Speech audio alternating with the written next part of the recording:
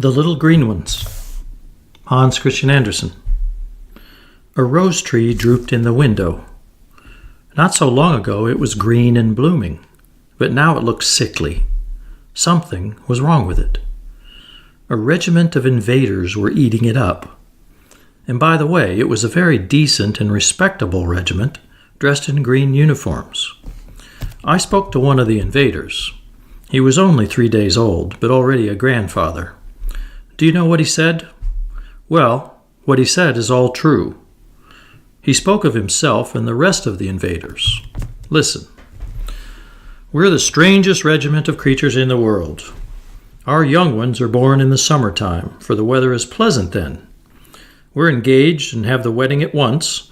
When it gets cold, we lay our eggs, and the little ones are snug and warm. The ant, that wisest of creatures, we have a great deal of respect for him, studies us and appreciates us. He doesn't eat us up all at once. Instead, he takes our eggs and lays them out on the ground floor of his and his family's anthill, stores them, layer after layer of them, all labeled and numbered, side by side, so that every day a new one may creep out of the egg. Then he keeps us in a stable, pinches our hind legs and milks us, and then we die. It's really a great pleasure. The ants have the prettiest name for us, Little Milk Cow. All creatures who have the common sense that the ant has call us that. It's only humans who don't, and that's an insult great enough to embitter our lives. Couldn't you write us a protest against it? Couldn't you put those people in their right place?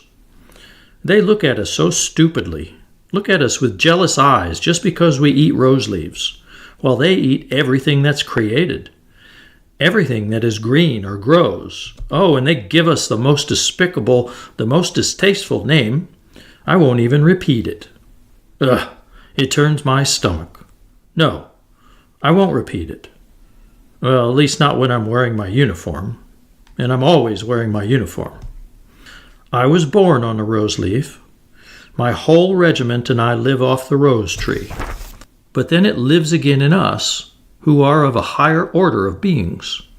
Humans detest us. They come and kill us with soap suds. That's a horrible drink.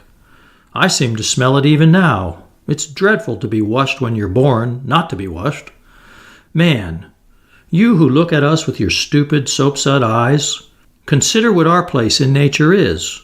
Consider our artistic way of laying eggs and breeding children. We have been blessed to accomplish and multiply. We're born on the roses and we die in the roses. Our whole life is a lovely poem. Don't call us by that name, which you yourself think most despicable and ugly, the name I can't bear to speak or to repeat. Instead, call us Ants' Milk Cows, the Rose Tree Regiment, the Little Green Ones. And I, the man, stood looking at the tree and at the little green ones, whose name I'll not mention, for I shouldn't like to hurt the feelings of a citizen of the rose tree, a large family with eggs and youngsters. And the soap suds I was going to wash them in, for I had come with soap and water and evil intentions. I'll blow it to foam and use it for soap bubbles instead. Look at the splendor. Perhaps there's a fairy tale in each. And the bubble grows so large with radiant colors, looking as if there were a silver pearl lying inside it. The bubble swayed and drifted to the door and burst. But the door sprung wide open, and there was Mother Fairy Tale herself. Yes, now she'll tell you better than I can about, I won't say the name, the little green ones. Tree lice, said Mother Fairy Tale. You should call things by their right names. If you do not always dare to do so, you should at least be able to do it in a fairy tale.